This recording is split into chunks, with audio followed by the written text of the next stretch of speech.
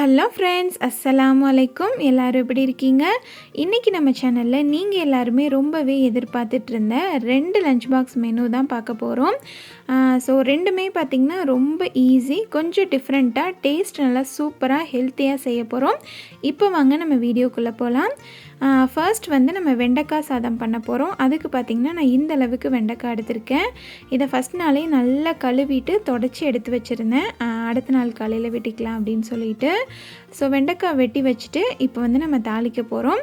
அதுக்கு பார்த்திங்கன்னா case on பண்ணிவிட்டு ஒரு கடாய் வச்சுட்டு அதில் தேவையான அளவு நல்லெண்ணெய் சேர்த்துட்டு கொஞ்சமாக கடுகுளுத்தம் பருப்பு சேர்த்துக்கிறேன். கடுகுளுத்தம் பருப்பு நல்லா பொரிஞ்சதுக்கப்புறமா 1/2 டீஸ்பூன் அளவுக்கு சோம்பு சேர்த்துக்கலாம். அதுவும் அந்த எண்ணெயில் நல்லா பொரிஞ்சதுக்கப்புறமா கொஞ்சமாக கருவேப்பிலை சேர்த்துக்கலாம். சேர்த்துட்டு ஒரு 5-6 பல்லு வெள்ளைப்பூடு வந்து நல்லா தட்டி எடுத்து வச்சுருக்கேன், அதையும் சேர்த்துக்கலாம்.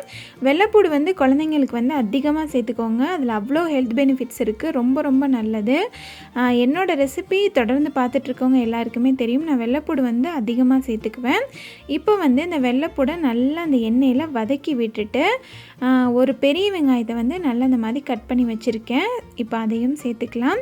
பெரிய வெங்காயமாக எடுத்திருக்கேன், ஸோ அதனால தான் கொஞ்சம் அதிகமாக இருக்குது. வெங்காயம் அதிகமாக சேர்த்துக்கிட்டோன்னா உடம்புக்கும் நல்லது, டேஸ்ட்டும் பார்த்திங்கன்னா சூப்பராக இருக்கும் இந்த ரைஸ்க்கு. ஸோ அதனால் நல்லா பெரிய வெங்காயமாக எடுத்து கட் பண்ணியிருந்தேன். இப்போ அந்த வெங்காயம் வதங்கிட்டு இருக்கும் போதே ஒரு 3 தக்காளியை மிக்ஸி ஜாரில் கட் பண்ணி போட்டு நல்லா ஒரு ஃபைன் பேஸ்ட்டாக அரைச்சி எடுத்துகிட்டு வந்துடுறேன். 3 மீடியம் சைஸ் தக்காளியை நல்லா ஃபைன் பேஸ்ட்டாக அரைச்சிட்டு இப்போ அதில் வந்து சேர்த்துக்கலாம். சேர்த்துட்டு நல்லா மிக்ஸ் பண்ணி விட்டுட்டு இப்போ அதுக்கு தேவையான மசாலா எல்லாமே நம்ம சேர்த்துக்க போகிறோம். மிளகாய்த்தூள் வந்து நம்ம காரத்துக்கு தகுந்த மாதிரி சேர்த்துக்கணும். இது கூடவே பார்த்திங்கன்னா ஜீரகத்தூள் 1 டீஸ்பூன் அளவுக்கு நான் சேர்த்துக்கிறேன். என்னோடய ஸ்பூன் வந்து சின்னது, அதனால தான் கொஞ்சம் அதிகமாக சேர்க்குறேன். அதுக்கப்புறம் மிளகுத்தூள் வந்து ஒரு 1/4 டீஸ்பூன் அளவுக்கு, ரொம்ப கம்மியாக. மஞ்சள் தூள் ஒரு 1/4 டீஸ்பூன் அளவுக்கு சேர்த்துக்கலாம். இது கூடவே கரம் மசாலா ஒரு பிஞ்ச் அளவுக்கு மட்டும் சேர்த்துக்கணும். மல்லித்தூள் ஒரு 1/4 டீஸ்பூன் அளவுக்கு மட்டும் சேர்த்துட்டு இப்போ இந்த மசாலாவோட பச்சை வாசனையெல்லாம் போகிற அளவுக்கு நல்லா வதக்கிக்கணும்.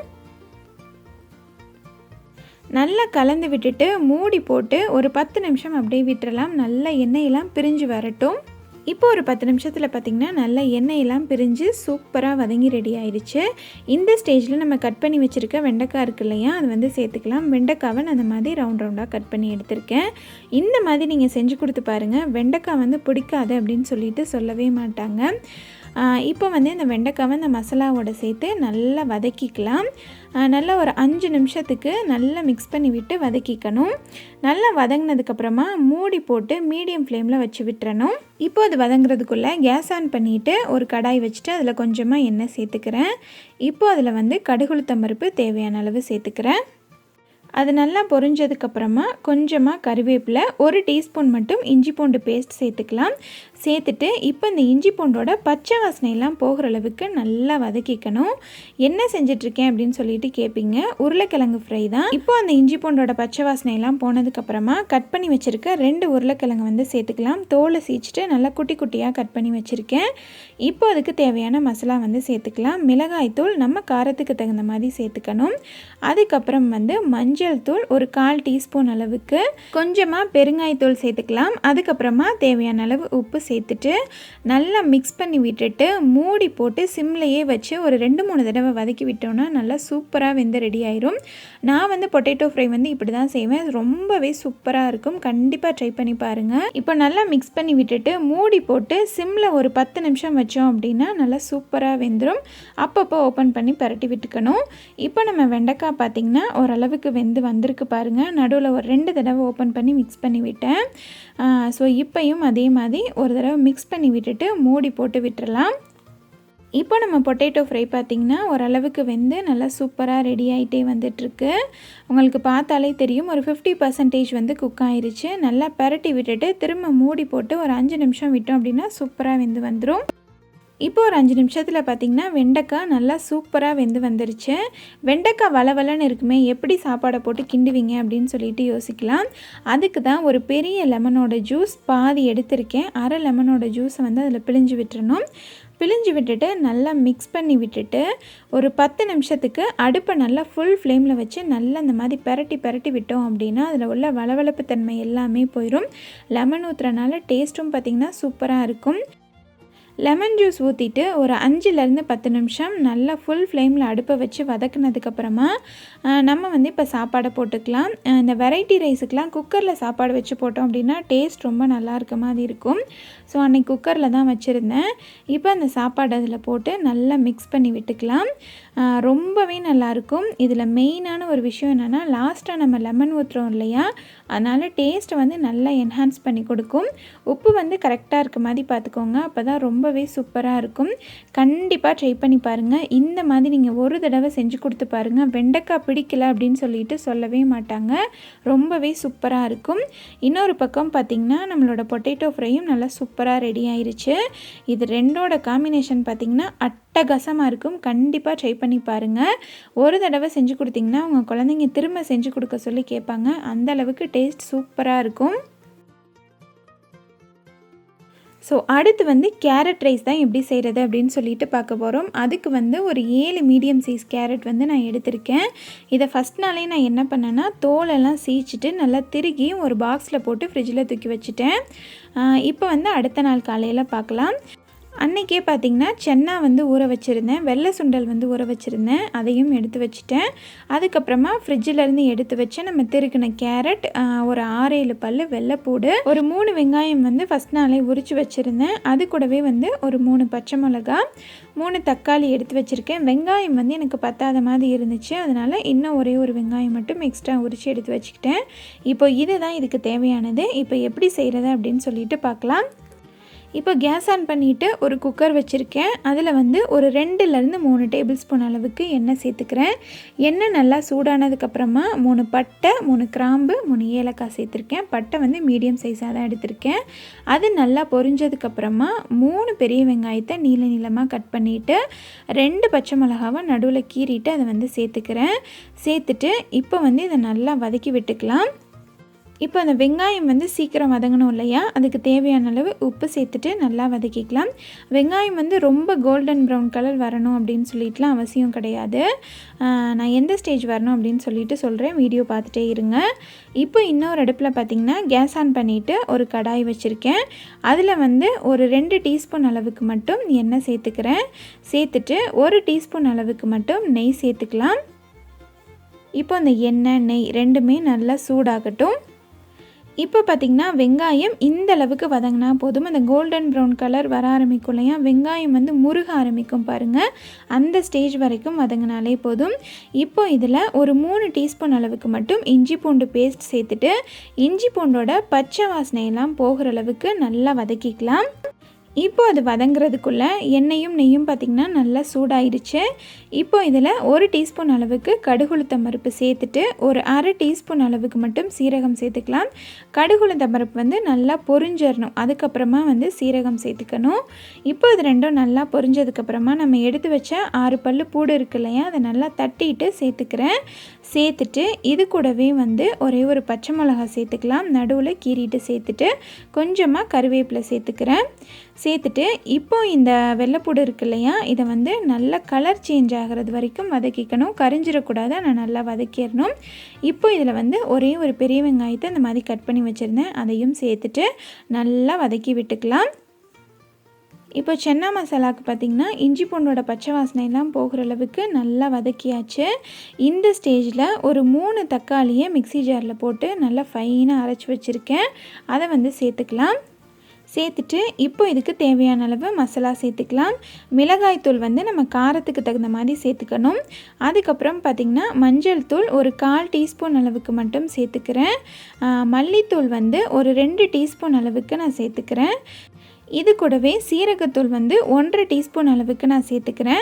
கரம் மசாலா 1/2 டீஸ்பூன் அளவுக்கு ஃபுல்லாகவே சேர்த்துக்கணும். இது வந்து சின்ன ஸ்பூன், அதனால தான் நான் கொஞ்சம் அளவுகள் சேர்த்து காமிக்கிற மாதிரி இருக்கும். இப்போ இந்த மசாலாவோட பச்சை வாசனையெல்லாம் போகிற அளவுக்கு நல்லா வதக்கிக்கணும். தக்காளி வந்து நல்லா வதங்கி எண்ணெயெல்லாம் பிரிஞ்சு வந்துடணும், அந்தளவுக்கு கண்டிப்பாக வதக்கிக்கணும். அப்போ தான் சென்னா மசாலா வந்து டேஸ்ட் சூப்பராக இருக்கும். இப்போ நம்ம கேரட் ரைஸ்க்கு சேர்த்த வெங்காயம் எல்லாமே நல்லா வதங்கியாச்சு. இந்த ஸ்டேஜில் கொஞ்சமாக 1/4 டீஸ்பூன் அளவுக்கு மட்டும் மிளகாய்த்தூள், ஒரே ஒரு பிஞ்ச் அளவுக்கு மட்டும் மஞ்சள் தூள் மட்டும் சேர்த்துட்டு நல்லா வதக்கிக்கலாம். ஒரு 2 நிமிஷத்துக்கு மட்டும் வதக்கினா போதும், ரொம்ப நேரம் வதக்கணும்னு அவசியம் கிடையாது. இப்போ இதில் நம்ம திருகி வச்சுருக்க கேரட் இருக்கு இல்லையா, அதை வந்து சேர்த்துக்கலாம். என்ன கேரட் ரைஸ் எப்பவும் போல தானே இருக்குது அப்படின்னு சொல்லிட்டு யோசிப்பீங்க. இதோட டேஸ்ட் வந்து என்ஹான்ஸ் பண்ணி கொடுக்கறதுக்கு லாஸ்ட்டாக ஒரு பொருள் வந்து நான் சேர்ப்பேன். ரொம்ப ரொம்ப சூப்பராக இருந்துச்சு, ரொம்ப ஹெல்த்தி கூட. ஸோ வீடியோ ஸ்கிப் பண்ணாமல் பார்த்துட்டே இருங்க. இப்போ அந்த கேரட்டை வந்து நல்லா அந்த எண்ணெயிலே வதக்கிடணும். தண்ணி கொஞ்சம் கூட சேர்த்துறாதீங்க, சொத சொதன்னு ஆயிரும். நம்ம இந்த வதக்குறதுலேயே இந்த கேரட் வந்து சூப்பராக வெந்து வந்துடும். இப்போ அந்த கேரட்டுக்கு வந்து தேவையான அளவு உப்பு சேர்த்துக்கலாம். நீங்கள் சாப்பாடுக்கு உப்பு போட்டு ஆக்கியிருந்தீங்க அப்படின்னா இதில் பார்த்து சேர்த்துக்கோங்க. இப்போ உப்பை சேர்த்துட்டு அப்படியே நல்லா நம்ம வதக்கி விட்டுக்கலாம். இப்போ நம்ம சேர்த்த மசாலா, தக்காளி எல்லாமே நல்லா வதங்கியாச்சு. இந்த ஸ்டேஜில் நம்ம ஊற வச்சுருக்க சென்னா இருக்கு இல்லையா, அதை வந்து சேர்த்துக்கலாம். சென்னா வந்து தனியாலாம் வேக வைக்காதீங்க, இந்த மாதிரி சேர்த்தாலே ரொம்ப நல்லாயிருக்கும். இப்போ சென்னா சேர்த்துட்டு நல்லா ஒரு மிக்ஸ் கொடுத்துக்கலாம். இது வதக்கணும்லாம் அவசியம் கிடையாது, நல்லா ஒரு மிக்ஸ் கொடுத்துட்டு இது வேகிறதுக்கு தேவையான அளவு தண்ணி சேர்த்துக்கலாம். தண்ணி அதே போல் நிறையா சேர்த்துடக்கூடாது, அது லைட்டாக மூழ்கிற அளவுக்கு மட்டும் சேர்த்துக்கணும். இல்லைன்னா நம்ம காலையில் செஞ்சிட்ருக்கோம், அந்த தண்ணியை வற்ற வைக்கிறதுக்கே ஒரு டைம் ஆகும் நமக்கு.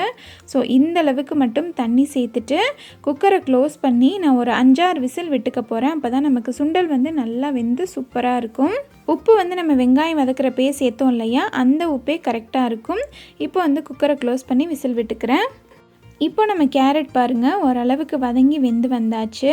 ஸோ இந்த அளவுக்கு வெந்தாலே போதும், கண்டிப்பாக தண்ணி சேர்த்துறாதீங்க, ஒரு மாதிரி சொத சொதன்னு இருக்கும். இப்போ அதுக்கு சேர்க்க வேண்டிய சீக்ரெட் இன்க்ரீடியண்ட் என்ன அப்படின்னு சொல்லிட்டு பார்க்கலாம். இப்போ ஒரு மிக்ஸி ஜாரில் பார்த்திங்கன்னா ஒரு 50 கிராம் அளவுக்கு, 50லேருந்து ஒரு 75 கிராம் அளவுக்கு வந்து வேர்க்கடலை வந்து எடுத்துக்கிறேன். இது கூடவே கொஞ்சமாக ஒரு 1/4 டீஸ்பூன் அளவுக்கு மட்டும் சோம்பு சேர்த்துக்கலாம். சோம்பு எதுக்கு அப்படின்னு சொல்லிட்டு பார்த்திங்கன்னா சாப்பாடு வந்து நல்லா மணமாக இருக்கும். நம்ம வேர்க்கடலை இதெல்லாம் சேர்க்குறனால குழந்தைங்களுக்கு சீக்கிரமாக செரிமானமாகும், அதுக்காக. இப்போ இதை வந்துட்டு கொரகொரப்பாக அரைச்சி எடுத்துகிட்டு வந்துடலாம். இந்த மாதிரி அரைச்சி எடுத்துக்கணும், ரொம்ப ஃபைனாக அரைச்சிடக்கூடாது, நல்லா இருக்காது. இப்போ நம்ம கேரட் பார்த்திங்கன்னா சூப்பராக வெந்து வந்தாச்சு. இந்த அளவுக்கு வெந்தால் போதும், இதுக்கு மேலே வந்துச்சு அப்படின்னா குழஞ்ச மாதிரி ஆயிரும். இந்த ஸ்டேஜில் நம்ம ஆக்கி வச்சுருக்க வெள்ளை சாப்பாடு இருக்கு இல்லையா, அதை வந்து சேர்த்துக்கலாம். சேர்த்துட்டு நல்லா மிக்ஸ் பண்ணி விட்டுக்கிறேன். இந்த கேரட் ரைஸ், வெண்டைக்காய் ரைஸ் இது எல்லாமே டயட்டில் இருக்கவங்க தாராளமாக எடுத்துக்கலாம், நல்லாவே டைஜஷன் ஆகும். அதே மாதிரி நமக்கு தேவையான மினரல்ஸ், விட்டமின்ஸ், ப்ரோட்டீன் எல்லாமே கிடைக்கும். இப்போ நல்லா மிக்ஸ் பண்ணி விட்டுட்டு கேஸை சுவிட்ச் ஆஃப் பண்ணிடணும். பண்ணிவிட்டு நம்ம பவுடர் பண்ணி வச்சுருக்கோம் இல்லையா, வேர்க்கடலையும் சோம்பும், அந்த பவுடரை சேர்த்து நல்லா மிக்ஸ் பண்ணிக்கணும். கண்டிப்பாக கேஸை சுவிட்ச் ஆஃப் பண்ணிவிட்டு சேர்த்துக்கோங்க, இல்லைனா அந்த வேர்க்கடலையில் இருக்க ஆயில் எல்லாமே ரிலீஸ் ஆக ஆரம்பிச்சிடும், அதுக்காக தான்.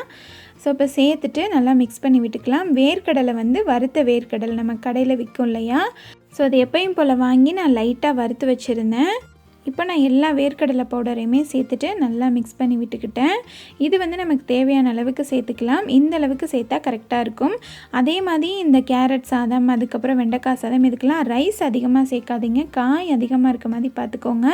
பசங்களுக்கும் நல்லது, டயட் ஃபாலோ பண்ணுறவங்களுக்கு ரொம்ப ரொம்ப நல்லது.